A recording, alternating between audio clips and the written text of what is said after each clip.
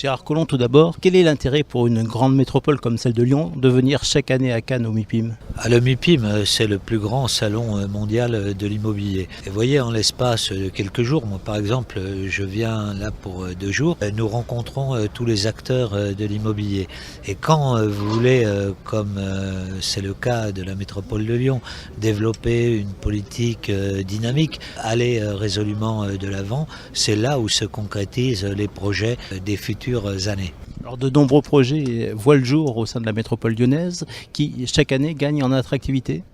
Oui, bien évidemment, cette année 2014 a été pour nous particulièrement favorable puisque par exemple sur le tertiaire, nous avons placé 240 000 mètres carrés, ce qui nous met aujourd'hui à la 6e place des villes européennes si l'on accepte Paris et Londres qui sont 2 villes-mondes, mais nous sommes au niveau de villes comme Milan, comme Barcelone, comme Manchester et donc parmi les principales villes européennes. Pour le développement de Lyon et de sa métropole, vous misez résolument sur le tertiaire autour de 3 filières principales?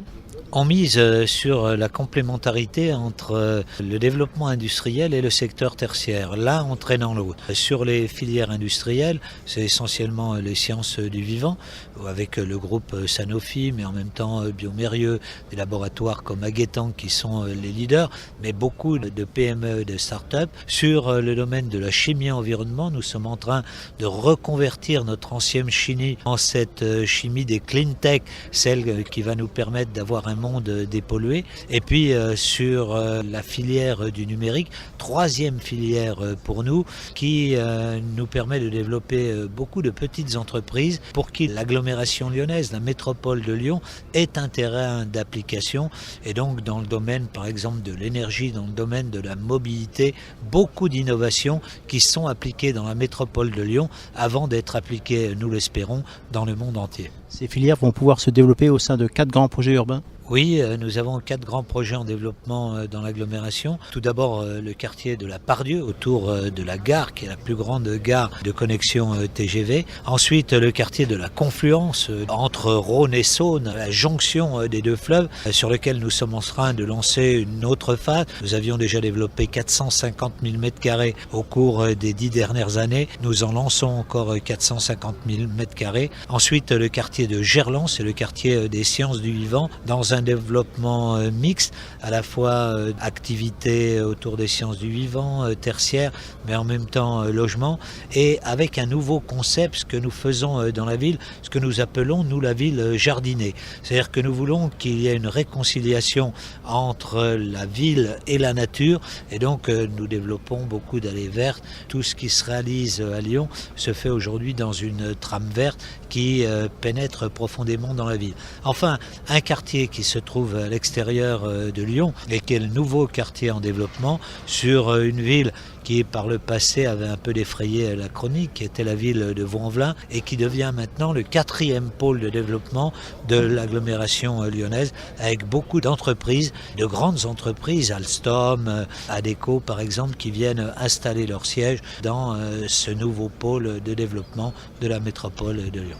Alors, pour le quartier de la Part-Dieu, vous avez présenté aujourd'hui quelques futures réalisations emblématiques? Oui, d'abord, nous sommes en train de terminer une tour, la tour InCity de 100 mètres de haut, qui va être livrée en décembre. Et nous avons annoncé aujourd'hui la construction d'un nouvel ensemble de tours qui s'appelle Sky 56, qui va développer environ 30 000 m². Et nous avons annoncé la signature d'un permis de construire pour une autre tour, Silex, qui est un programme qui se développe en 2 phases. Premier immeuble en réalisation aujourd'hui et un 2e immeuble qui attend les utilisateurs et l'investisseur pour se lancer. Des tours, mais qui vont s'intégrer dans l'environnement? Oui, bien sûr, lorsque l'on regarde par exemple ce qu'est le quartier de la Part-Dieu, c'est un quartier très minéral. On était, vous savez, sur l'urbanisme de Dalle des années 60. Aujourd'hui, c'est totalement obsolète. Nous faisons en sorte que nos rues soient des rues qui se verdissent. Par exemple, nous avons une grande avenue qui traversait Lyon, qui s'appelle la rue Garibaldi, qui était une rue très autoroutière et où nous avons donc enlevé les trémies, fait des plantations de chaque côté de la rue, développer des grandes allées pour les piétons, pour les vélos. Et donc voilà, ça c'est la caractéristique de la ville, à la fois la puissance des tours, mais en même temps la beauté de la végétalisation de la ville.